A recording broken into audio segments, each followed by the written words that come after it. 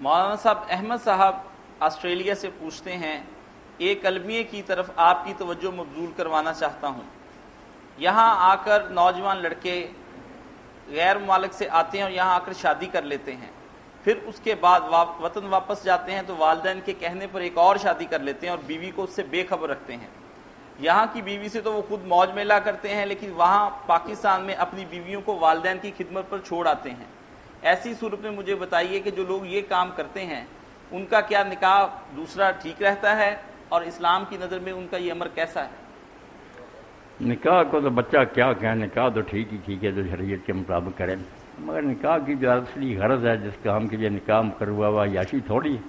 کہ لوگ بس اپنی خواہش پوری کریں۔ یہ تو لوگوں نے سمجھ لیا جیسے لیٹرین میں جاتے ہیں گئے اور پانی نکال کر آ گئے، ایسا ہی سمجھ لیا۔ یہ کوئی نہ سمجھا کہ عاشروہن بالمعروف، عشیر کا یہ ساتھی ہیں، زندگی کا ساتھ ہے تم دونوں کا، اس لیے زیادہ کی تو اجازت اسی صورت میں کہ کوئی ضرورت ہو، اولاد نہیں، کوئی اور مصیبت ہے خاندان میں، کوئی بیوہ ہو گئی، کہاں یتیم بچے ہمارے بھتیجے برباد ہوں گے، چلو میں نکاح کر، مگر ایسا کہ نکاح کرتے جاؤ، عیاشیاں کرتے جاؤ اور کچھ بھی نہ ان کے حقوق ادا کرو، یہ ظلم، بہت بڑا ظلم ہے۔ اور ایسے لوگ جو نا دین کو بدنام کرنے کا باعث، ان کی حرکتیں دیکھ کے کہتے ہیں یار مسلمان ایسے جس بیچاری کو ادھر رکھا ہوا ادھر اس کو چھوڑا ہوا، ایسا نہیں کرنا چاہیے۔ نکاح کریں تو اس کا حق ادا کریں، سب کو پتہ ہو، سامنے رکھیں۔ جی، امریکہ سے ایک دوست پوچھتے ہیں، وہ کہتے ہیں کہ روزے کی حالت میں یہاں رک کر میں صرف ایک بات کہوں گا جو ایک عرب شاعر نے کہی کہ تم نے سمجھ لیا کہ بس عورت لانی اور عورت دینا گوری چٹھی اور موج میلا کرے،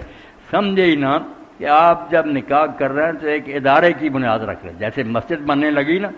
یا دینی مدرسہ، ان دونوں سے بھی آپ سمجھیں زیادہ مقدس ادارہ ہے جو آپ اس کی بنیاد رکھ رہے ہیں۔ اور اسی لیے اللہ کے رسول نے فرمایا جب کوئی آدمی نکاح کرتا ہے اور اس کو اللہ بیٹا دیتا بچی دیتا ہے تو میں اس پر اتنا خوش ہوتا ہوں کہ قیامت کے دن میری امت کی زیادتی ہوگی۔ اس لیے اسلام یہ چاہتا ہے، دیکھیں نا انتخاب بیوی کا، حضور نے فرمایا 4 وجہ سے لوگ بیویاں ڈھونڈتے ہیں، یا حسن کی وجہ سے، یا مالدار دیکھتے ہیں، یا خاندان، فرمایا چھوڑ یہ نصیب ہو جائے تو اچھی بات ہے، فرض ذات دین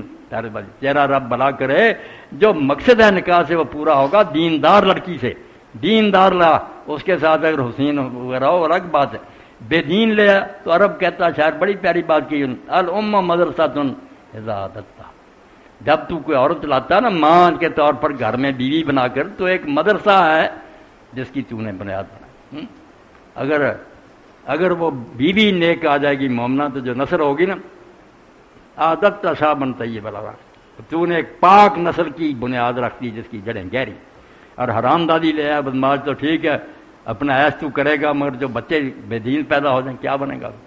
تجھے بھی دوزخ میں لے جائیں گے۔ اللہ کے رسول بھی اس نے کہا کہ یہ ہیں امتی میرے،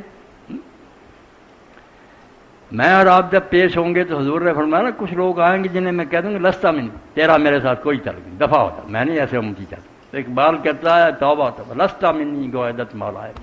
میرا اور تیرا آقا اس دن کہہ دے گا کہ میرا تیرے ساتھ کوئی تعلق نہیں، وائے ماں ہے وائے مالا، مارے گئے ہم، تباہ ہو گئے، کیا پلے رات جب حضور نے دھکا دے دیا کہ جا دفع ہو جا، جدھر جاتا جا، میرا کچھ نہیں تو لگا۔ امتی بنے ہم، کچھ کرنے کے کام کریں۔